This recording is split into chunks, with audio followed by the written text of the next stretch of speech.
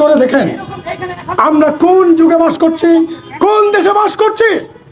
যেই দেশে লুটপাটের বিরুদ্ধে, দুর্নীতির বিরুদ্ধে, হরিলুটের বিরুদ্ধে কথা বলতে গিয়ে ব্যানার কেড়ে নিয়ে যায় জাদুঘরের টিজি তানজিম সচিব সাদিকেরা। আপনাদের যারা সাংবাদিক ভাইরা আছেন, আপনাদেরকে আমি একটা মেসেজ দিতে চাই বা তথ্য দিতে চাই। ইউরোপ সরকারের 18 মাসে এই জাদুঘরে, ন্যাশনাল জাদুঘরে সাংবাদিক সিদ্ধ ছিল না, সাংবাদিকরা ছিল নিষিদ্ধ। এখানে কোনো সাংবাদিক ঢুকতে গেলে প্রশাসনের সাথে, ডিজির সাথে, প্রশাসন অর্থ সাদিকুরের সাথে, তাবাসসুমের সাথে কথা বলতে গেলে এখানে অধিকার ছিল না।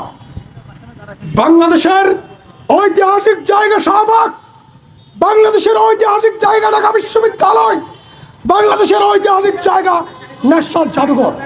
সেই ন্যাশনাল জাদুঘরে সাংবাদিক প্রবেশ করতে পারেনি গত 18 মাস ধরে।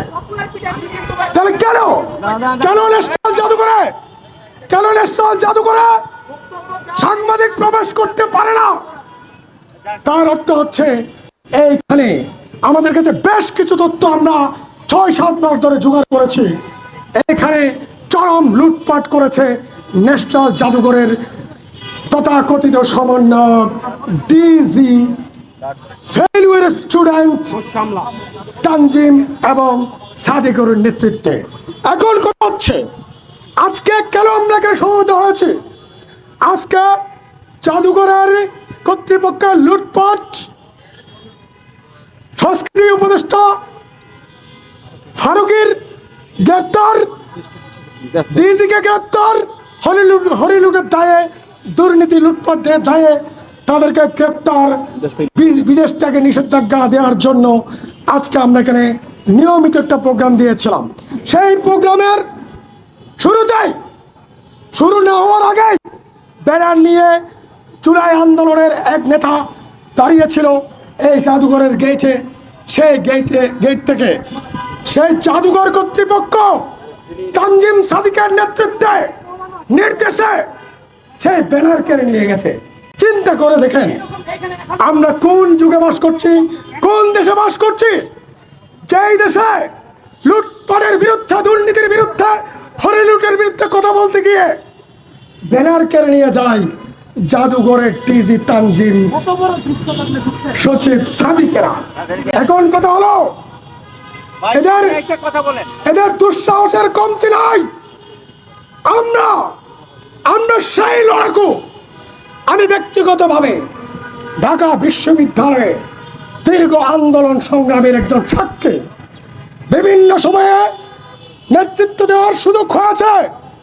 1/11-এর সময় ফখরুদ্দিন ময়ূর আহমেদকে চেটিয়ে বিদায় করেছিলাম আমরা, ঢাকা বিশ্ববিদ্যালয়ের ছাত্রীরা।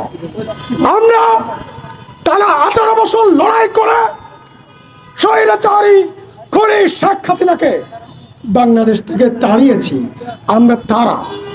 সুতরাং এই জাদুঘর কর্তৃপক্ষ এবং মোস্তফা সরোয়ার ফারুকী গণকে যদি আগামী 24 ঘন্টার মধ্যে তাদের পদ থেকে অপসারণ করানো হয়, মোস্তফা সরোয়ার ফারুকীকে হরিলুটের দায়ে গ্রেপ্তার করানো হয়, তথাকথিত সমন্বয়ক তানজিমকে জাদুঘরের ডিজি জুলাই স্মৃতি জাদুঘরের টাকা দ্বারা মেরে খেয়েছে, এই জাদুঘরের টাকা দ্বারা মেরে খেয়েছে তাকে, এবং এখানে প্রশাসন ও অর্থের একজন দায়িত্বে আছেন আরেক লুটেরা। সে নাকি আওয়ামী লীগের সময়, আওয়ামী লীগ পরে খবর নিয়ে দেখলাম সে নাকি গুপ্ত জামাত, গুপ্ত শিবির। এখন তারা বিএনপি হয়ে গেছে। এই তারা যে লুটপাট করেছে ইউনূস সরকারের পুরো আমলে, এবং এখন তাদেরকে অপসারণ করতে হবে, দেশ থেকে নিষেধাজ্ঞা দিতে হবে। ফারুকী, তানজিম, সাদিকুল, তাবাচ্চুমকে অবিলম্বে গ্রেপ্তার করে বিচারের আওতায় আনতে হবে। তারা যে জনগণের টাকা মেরেছে, জুলাই স্মৃতি জাদুঘর গণভবনের টাকা মেরেছে, এর জন্য তাদের বিরুদ্ধে যথাযথ ব্যবস্থা দ্রুত নিতে হবে। যদি নাই, যদি সরকার যদি দোষরদের কাছ থেকে, সরকার যদি দুর্নীতিবাজ লুটেরাদের কাছ থেকে ক্ষমতা কেড়ে না নেয়, তাদের নিষেধাজ্ঞা না দেয়, গ্রেপ্তার না করে, এই ঢাকা বিশ্ববিদ্যালয় অঞ্চলে জাদুঘরকে কেন্দ্র করে যদি আমার জুলাই আন্দোলনের বিভিন্ন রাজনৈতিক নেতাকর্মীরা, জুলাই আন্দোলনের শহীদ পরিবার, জুলাই আন্দোলনের আহত সহযোদ্ধারা যদি কোনো ঘটনা ঘটায়, এর দায় দায়িত্ব কিন্তু আমরা নিব না। মাননীয় স্বরাষ্ট্রমন্ত্রী, মাননীয় প্রধানমন্ত্রী, আপনাদের উদ্দেশ্য করে বলছে, লুটপাট করার জন্য কি ওরা বসে আছে? জাদুঘরের ডিজি এখনো বসে আছে, সাদিকুল্লাহ তাবাসসুমরা বসে আছে, কেন এদেরকে সরান নাই? প্রয়োজনে আপনারা সব গুরুত্বপূর্ণ যোগ্য মানুষদেরকে জাদুঘরের ডিজি হিসেবে বসান, জাদুঘরের প্রশাসক হিসেবে বসান, আমাদের কোনো আপত্তি নাই। এখানে আমাদের কোনো স্বার্থ নাই, আমাদের কোনো ব্যক্তি স্বার্থ নাই।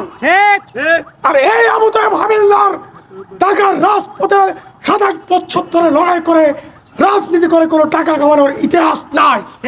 বাংলাদেশের কোনো মানুষের সাহস নাই যে আমাকে দুর্নীতিগ্রস্ত লোক বলার মতো।